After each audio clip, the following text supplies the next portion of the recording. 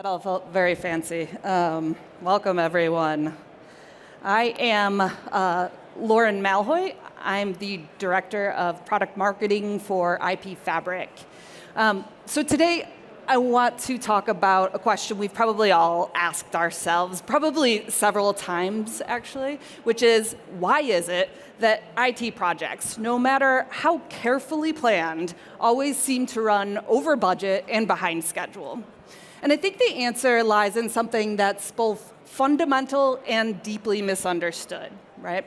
It's the unknown unknowns. We've all heard that before, right? But when we think about it, right, we talk about complexity in IT and technology services and networking all the time, but usually we're thinking about the complexity that we can see, the complexity that we know about. But really it's the hidden interdependencies, those forgotten risks, and the technical debt that truly does compound over time.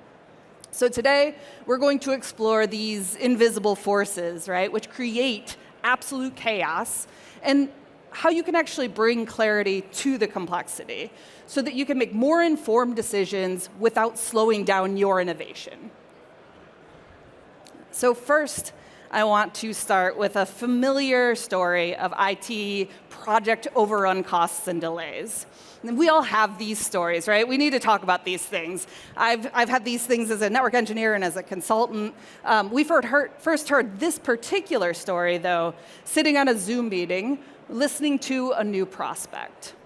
And one of the questions, one of the prompts we always ask when working with new folks is to tell us about a time you had an unplanned outage. Your teams had to come in unexpectedly to fix some issue quickly, right? And this team they just jumped right in with their answer, right? They called this project they were working on building the sites of the future. Basically, they were building new data centers, modernizing the connectivity, the LAN and the WAN, building in automation for configuration and troubleshooting, right? Those kinds of things that we've all done, right? And when we joined them, though, they were 18 months past their target dates already. And they'd actually made it as far as turning on that first site in London, and the alarm bells just started going off. And it turns out they were actually reusing, maybe is a better word, the same networks as a previously existing site in South Africa. Now, maybe it seems like they should have caught this, right? But this is actually a hyperscaler with thousands of networks, right? Multiple teams managing these networks in silos, hundreds of people, right? And also, isn't it funny how we always talk about networks using the plural, right? But it's really just one network, right? That's the whole point. And also why it's a problem, right? We can't have overlapping networks and things like that. At any rate, it's a giant network with a lot of hidden complexity, so they just didn't catch it until it went into production. Now, this is just one example, right? A real example. But this is applicable to everything. As I like to say, every IT project is essentially a migration with a lot of interdependencies, right? Do you have a new AI or automation initiative, a data center networking refresh, a cloud migration, or even a cloud repatriation project coming, right? I'm willing to bet everyone in this audience has some big project planned for this year, right? Or maybe a project that slipped from last year. And this slide represents a familiar horror story that you're either in the middle of or you're desperately trying to avoid. Now, the reason I said I'm willing to bet everyone in this audience has some upcoming projects is because we at IP Fabric have spent the last year actually doing our own research, calling people up, conducting interviews with so far 30 different people in technology leadership positions at large enterprises. And we've found quite a few patterns. But one of the patterns we've noticed is that when these leaders are doing their planning, they tend to think in 3 horizons, right? The first is the near term, or the daily things that just have to get done. And by the way, these are the things bogging IT down. The things that IT really doesn't want to spend their time doing, but also the things that they just have to do. And then there's the medium term. And these are the things that are often more cross-functional. They're budgeted, they're planned projects. These are the projects that IT actually wants to spend their time doing, but they often fall behind on because of that first column, the daily activities, the complexity of cross-functional projects. Now, this is that project that we were talking about in that last story, right? Building the sites of the future. Now, lastly, leaders are thinking about the long term, or how I like to phrase it, what the technology organization needs to do in order to be perceived by the business as a catalyst rather than a cost center. Now, this is what's driving that current reorganization trend to a more distributed technology services organization, which is more closely aligned with different parts of the business. Now, if the strategic initiatives, right, those medium-term projects are hard to achieve, you can imagine how difficult the long-term business alignment becomes, especially in an even more decentralized IT org. Now, it's these three horizons that are the balancing act that technology leaders face daily, right? Managing today's fires, tackling tomorrow's priorities, and then building for long-term transformation. And when one thing slips from any of these columns, everything suffers. And I know I'm a vendor, right? And you've heard these pitches before, but I'm also a data person. So I decided to do a little of my own research for this presentation. And I found several studies particular to IT project overrun costs and delays. So let me show you what the research says about the hurdles about facing those medium and long-term horizons. So these figures up here come from extensive research into IT project performance across industries, including data from the Department of Defense, from McKinsey, from a study called The Empirical Reality of IT Project Cost Overruns, which actually followed 5,000 real IT projects, and then based on that data, created a simulation. Now, their research shows that ignoring low probability yet high impact events leads to risky and often suboptimal decision making. It also says that we as leaders don't actually mean to ignore these high impact events, but often we're just not made aware of them, right? We don't know that there's a possibility that they may occur. So let's take a look at some of these statistics highlighting this issue, right? So 45% of large IT projects exceed their budgets. This is according to McKinsey. At the Department of Defense, only 35% of IT projects stay within budget. According to that study, the 5,000 real IT projects, right? 26.5% of all IT projects report budget overruns of more than double their planned costs. And by the way, that range is actually 2 to 4 times the planned cost, right, for 26.5% of IT projects. Perhaps one of the most alarming statistics up here, right? One project recorded a 700% overrun, showing just how drastically things can go wrong. Now, these figures aren't just about cost, right? They expose a deeper issue, a lack of visibility into the risks and technical debt that compound over time, just like real debt. Now, without the means to see and address these hidden vulnerabilities, organizations remain trapped in cycles of inefficiency, right? And actually, I think that's too soft of a phrase, right? It's really cycles of escalating risk. So the question is, as I said in the beginning, why does this keep happening? Now, the short answer is that it's the unpredictable nature of it. We're essentially just gambling every time we roll the dice on a new IT project. Now, the last study I mentioned basically found that IT project overruns take the shape of a power law distribution. I'll be honest, I had to look up what that meant, right? Basically, though, it describes a fat tail situation. So it's like comparing everyday traffic jams to a citywide gridlock, right? You're going to have lots of small slowdowns. People are used to that. It's normal. They know what to do. But occasionally, one breakdown causes such a catastrophic chain reaction that the entire city comes to a halt. And that's what happens in IT projects. Interdependencies in systems mean one issue can cascade into a much larger problem, leading to those massive overruns, that 700% overrun.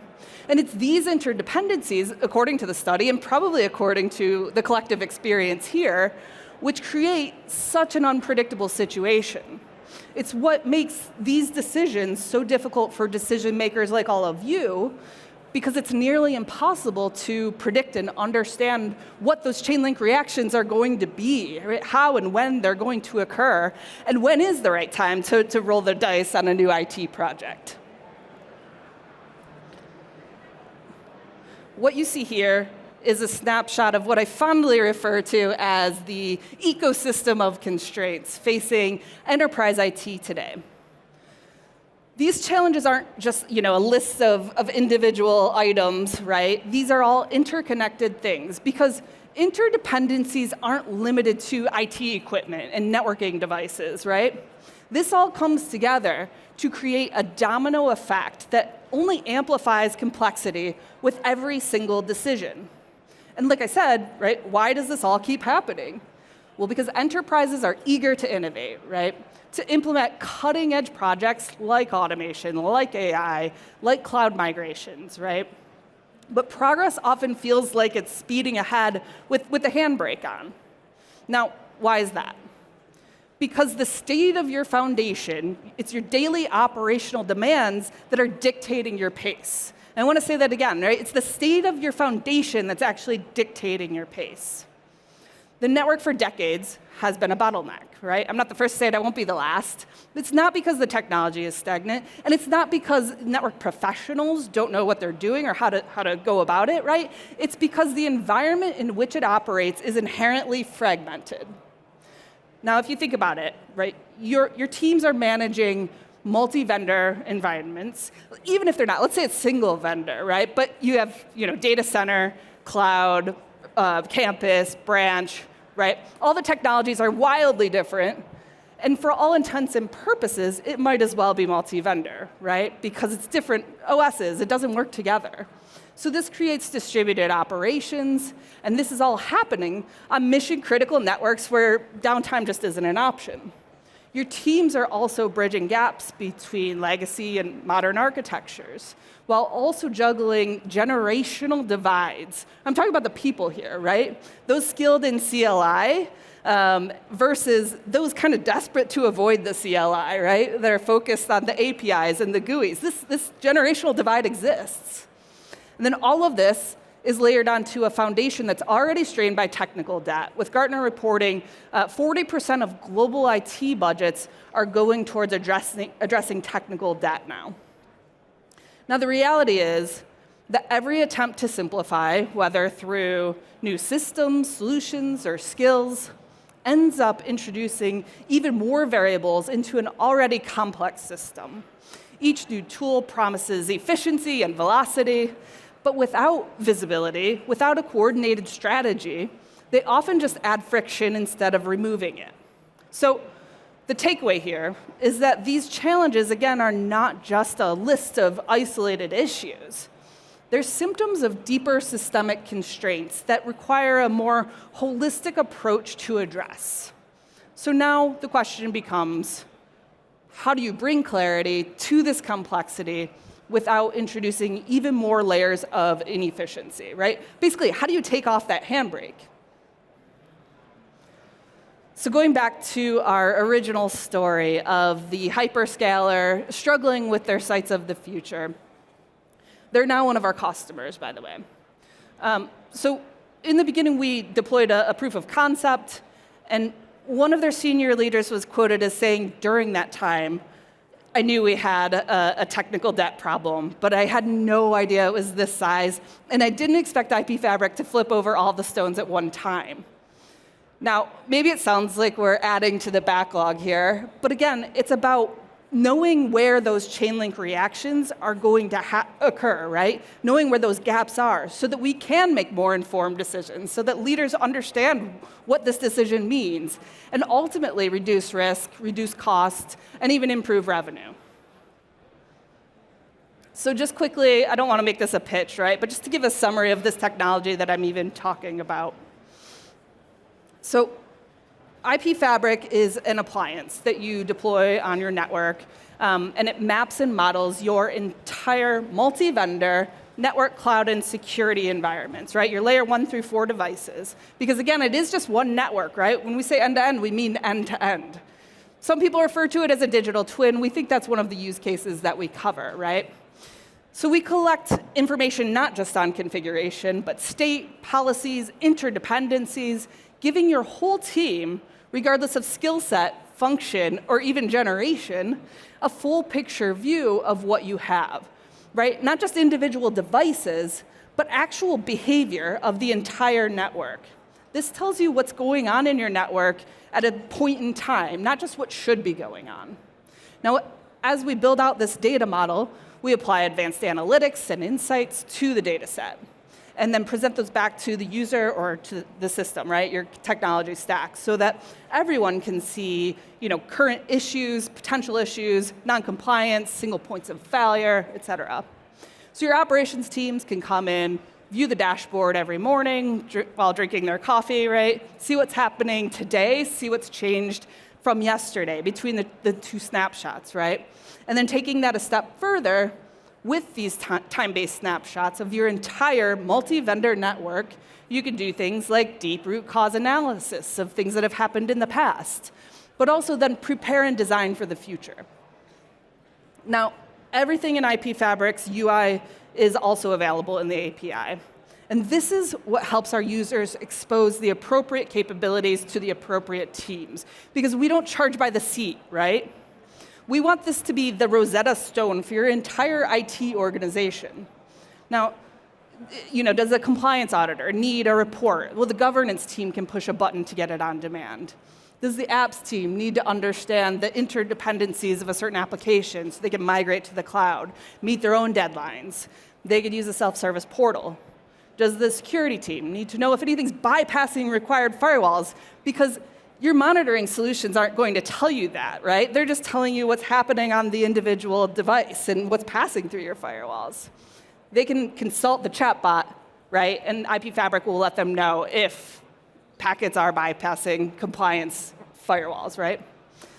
It empowers other IT teams to self-serve while freeing operations teams from answering unnecessary tickets.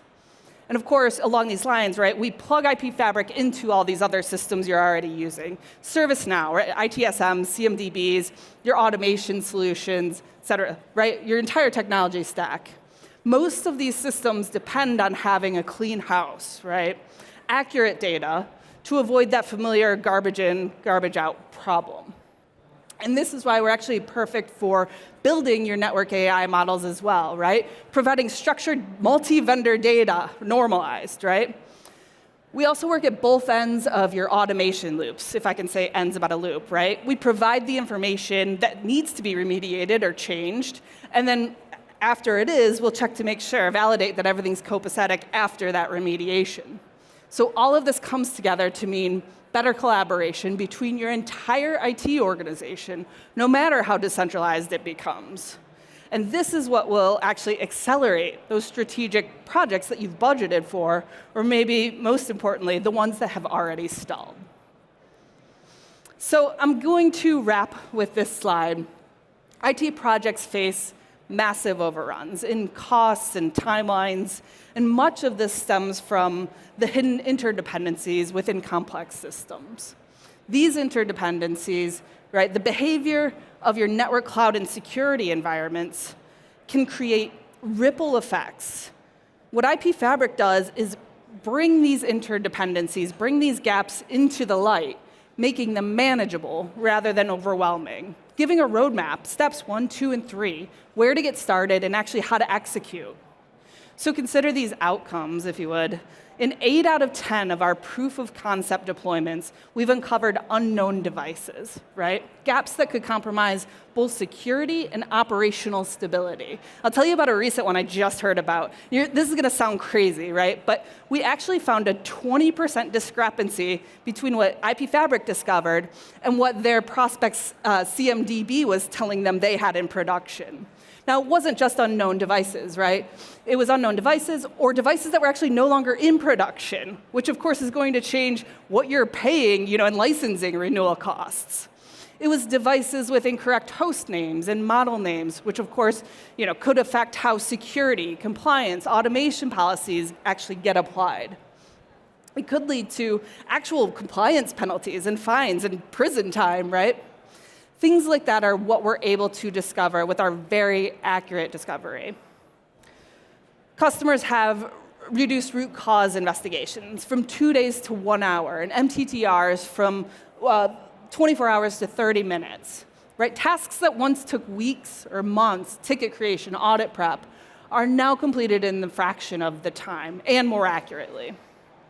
So these metrics demonstrate that the complexity and the interdependencies within your network don't actually have to control the pace of your progress.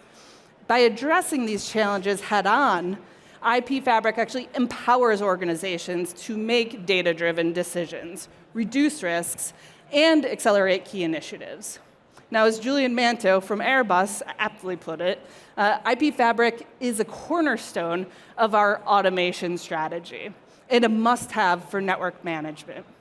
So really, the question isn't whether you can afford the visibility and control IP Fabric provides, right? It's whether in this day and age, right, ransomware and cyber insurance and all of that, can you afford to continue without it? That's all I have. I'm happy to take questions or come visit the booth. We also have a free trial. Thanks, everyone, for joining.